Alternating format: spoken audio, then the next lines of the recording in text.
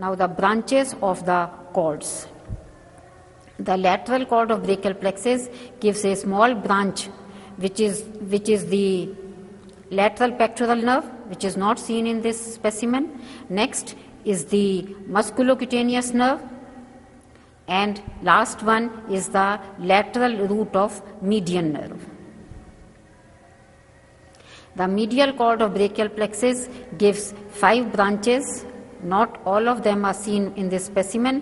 One is the medial pectoral, not seen. The medial cutaneous nerve of the arm, again not seen. Here is the ulnar nerve. This ulnar nerve supplies lots of muscles in the hand and forearm. Next to it is the medial cutaneous nerve of the forearm, which supplies the skin of medial side of the forearm.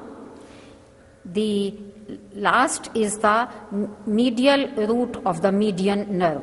So the medial root of median and the lateral root of median, they join to form a thick nerve which is known as the median nerve.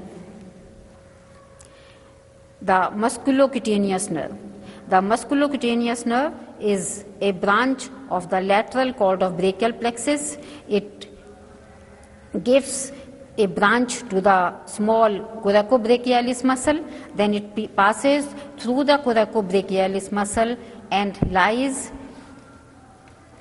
between the brachialis and the strong biceps brachii muscle. Supplies branches to both the heads of biceps brachii and to brachialis, and it continues downwards as the lateral cutaneous nerve of the forearm, supplying skin of the lateral side of the forearm till the ball of the thumb. The important branch of the medial cord of brachial plexus is the ulnar nerve, which lies in the upper arm. It pierces the medial intermuscular septum and then descends in the posterior part to lie behind the medial epicondyle of humerus. Here is the ulnar nerve lying behind the medial epicondyle of humerus.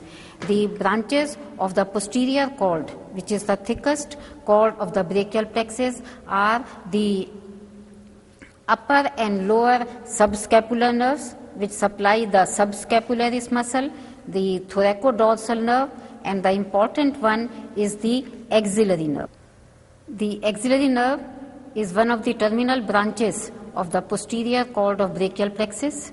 It passes through a small space which is known as the quadrangular space, passes in relation to the surgical neck of humerus, and it ends by supplying the big triangular deltoid muscle.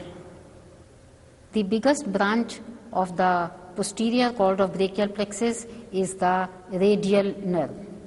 It has a small course in the axilla where it gives branch to the long head of triceps brachii muscle.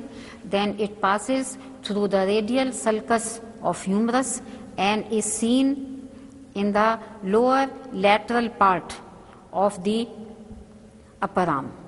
It keeps giving branches to the lateral head, medial head, and anconeus muscles, and in the lower lateral part, it gives again muscular branches. In the lower part, radial nerve lies in the lower and lateral part of the upper arm. It passes in front and enters the cubital fossa, where it ends by dividing into a superficial branch and a deep branch. On the back of the humerus, here is the course of the radial nerve as it is lying in the sulcus for the radial nerve, and it is liable for injury during fracture of the humerus.